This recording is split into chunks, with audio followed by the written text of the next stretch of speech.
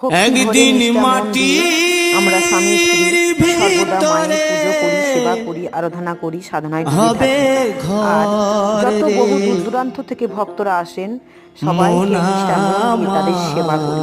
কি সমস্যা, কোথায় কি রোগ ব্যাধি জ্বালা যন্ত্রণা উজাড় করে আমাকে বলেন, আমার প্রতিদেবতাকে বলেন, তাদের সমস্যা কি করে সমাধান করব সেই চেষ্টায় থাকি।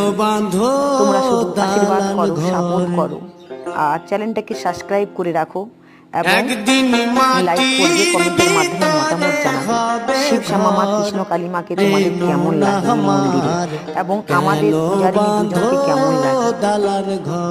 শিব শ্যামা মায়ের ভক্তদেরকে একটা কথাই বলবো, সত্যের পথে আছি, সত্যের পথে থাকবো।